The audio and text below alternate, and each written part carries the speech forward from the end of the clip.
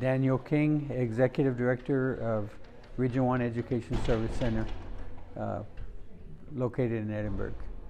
And Dr. King, you sort of basically made the opening remarks today at this retreat put on by Educate Texas and RGV Focus.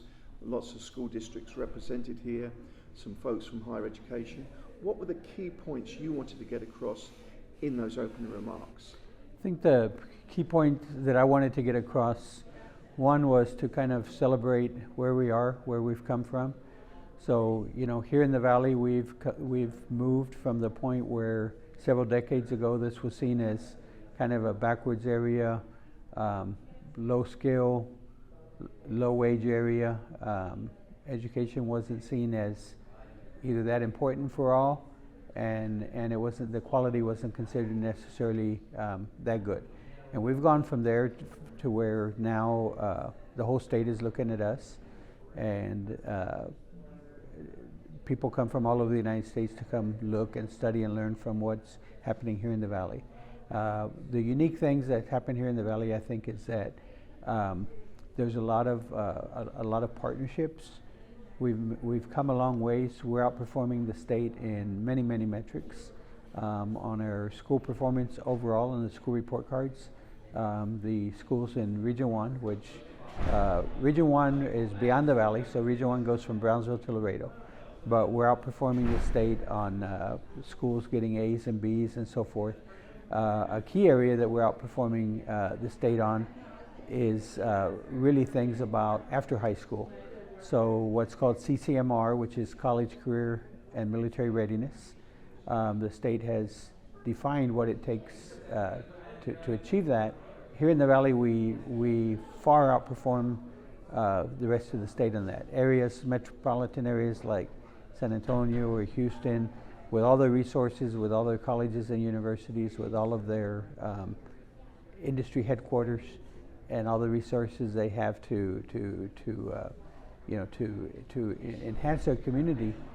Here in the Valley, we're in many cases outperforming them by 200 to 300% in many cases. We also outperform in transition into college. The percent of students in Region 1 that enroll in college right after high school is above the state average and really the highest of the regions in the state. And that's remarkable because 20 and 30 years ago, that was not the case. In fact, it was almost quite the opposite. So in part it was to celebrate where we are and where we've come, how far we've come. But in part it was to say we've really just begun, because our students have tremendous potential, and our students have tremendous potential, and we're still not meeting the needs of all of them. We need to strengthen our partnerships. We need to work together, and we need to join forces, not just in the school systems, but between the schools and higher ed and the economic development corporations, the cities, private industry. We need to all work together and take this region to the next level. And I think the analogy I use is, in the early 60s, John F. Kennedy said, we're going to get to the moon. And we did. But then we forgot about the moon for decades, And now all of a sudden we want to get back to the moon because, all the values there, and besides, that's seen now as a doorway to the galaxy, and so in so many, certainly to our universe, right? And it's the same thing. What we don't want to do is make that mistake. So we've come in Region 1 and the Valley. We've come from being a lagging performer in our education systems to outperforming the state as a whole and other regions of the state. We don't want to just settle for that and say, okay, we did that, and sit back. We need to now go on to the rest of the universe, to the galaxy. We need to expand the opportunities for our students, and we can only do that by working together even better than before. Partnerships, supporting each other, and really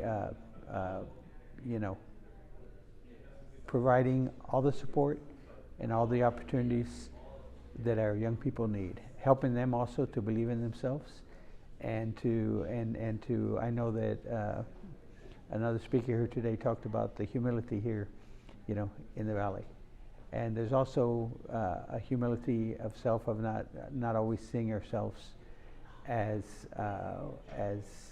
being able to achieve the very top, and we can. So we shouldn't settle for average or even a little bit above average.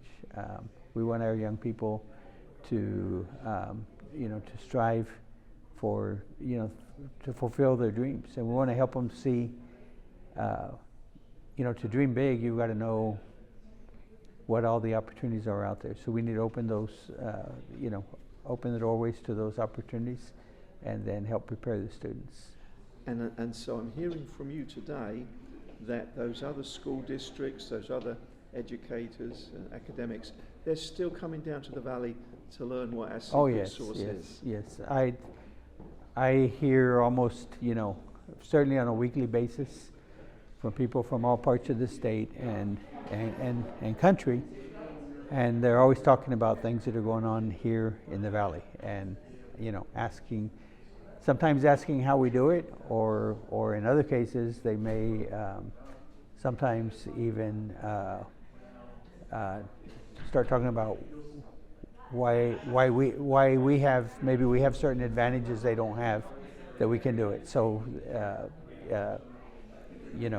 we've come this far with a no excuses mentality, and I think that's part of what it takes. So I'd like to ask one question, which is sort of going back a fair few years, which I think maybe speaks to your philosophy about things. But I remember hearing this story, you correct me if I'm wrong, when you were the superintendent for Hidalgo school district, and you had the Gates Foundation came down here, potentially going to give you some funding, and they wanted to fund and pay for a pilot project, and you said, no, if you're going to help us, you've got to help the whole district, every student. Yes. Is that correct? Yes. So about 17, 18 years ago, the Gates Foundation and what's now Educate Texas, it was called the Texas High School Project back then, and the UT system met with me. They wanted to plant an early college high school in the Valley. The early college high school model, the way it was being developed around the country, was a sort of almost like a magnet school model. It was designed to serve 100 students, 100 students per grade level. So 100 entering freshmen would be in the early college high school. The rest of the students would not. They would be selected by a lottery. So my stance was, if they're going to be selected by a lottery, why don't we just do it for all the students? And so basically took a very strong stance. And what I was looking at is, we don't want to just help a few students, those who were interested enough to apply for the lottery, and those who were fortunate enough to be drawn from the lottery.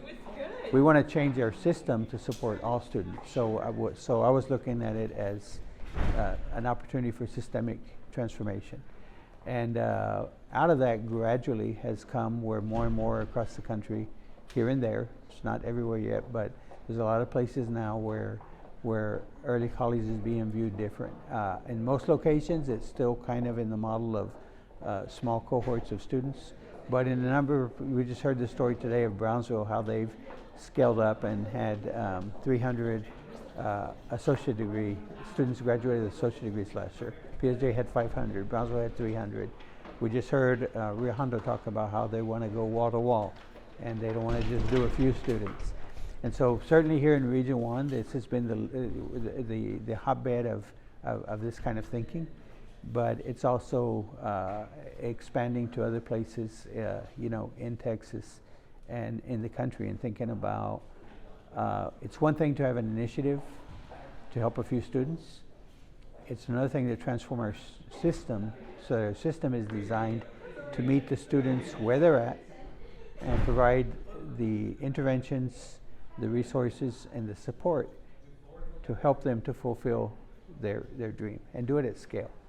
And because you took that stance, I guess you basically made that foundation give you more money? Well, I can't say made. I can say that Persuaded. I can say that they were persuaded. I can say that initially they were taken aback, and I wasn't sure if we were going to maybe even lose the whole opportunity.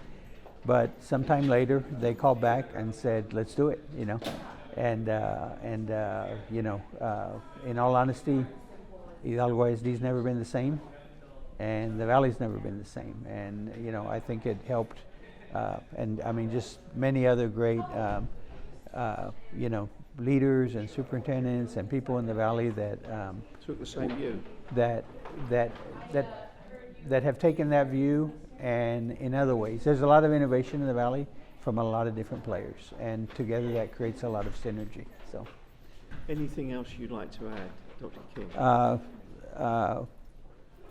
I mean, I will comment a little bit on the other things. So I think on, I know that we had some conversation on economic development about, and it's not a new conversation. I know even in the EDCs the talk has been there somewhat, but there's always a lot of, on benchmarks, there's a lot of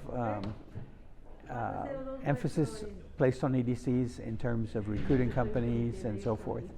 And I think over time, as we, you know, the more we can balance that with supporting existing companies and not just a Shark Tank approach, not just a startup, but helping smaller companies become mid-size and mid-size become bigger companies. And so how can we bring together strategic assistance? Sometimes it's not even just money per se. Sometimes it might be help in strategic planning. How do you do that? How do you grow from this to this? What do you need? And fill in the gaps and fill in. And because a lot of times somebody doing a small business and trying to grow it, you know, they're breaking new ground for them. But other people have been on that path, so how can EDCs bring together that support to really support them in moving to the next step? And so I know some of that work is going on, and you know, my hope is that type of work will continue to grow and expand, where it receives at least equal billing to recruiting companies. So. Yes, you did make that point in a Q&A. Yes. With Alex Mead, and he was in agreement with. Yes, and I think I think by and large most of the EDCs, I would say probably a lot of the staff are in agreement. I think it's one of those things. It's kind of like in the private sector where companies, let's say the shareholders, or you know, almost anywhere in the business literature you'll read how it's important to have the long view and the long vision and the long set. But a lot of times the shareholders are looking at their quarterly profit report. And so there's a lot of pressure on the business leaders to produce that quarterly, you know, to be short-sighted and not long-sighted enough. And I think it's a similar thing here where there's, you know, there's nothing like getting that quick hit of having a big company move into town or whatever. But for the growth of the community, it's just as important, maybe even more so, to figure out how to support the organic growth of those here. The other thing about it is that companies that move in here from somewhere else, and we've already seen this in the past, we've seen it with the garment, you know, factories and so forth that once were all up and down the valley. So companies that come here for low wage or for this will very easily move on to the next place that can give them the lower wage and so forth. But companies that grow here organically are much more likely, you know, to you know, remain here and you know, kind of ride the ups and downs of business cycles and you know, and so forth. So. Well, thank you. We'll get the word out about that aspect of today as well. Dr. King, thank you so much for today's interview. All right. Thank you.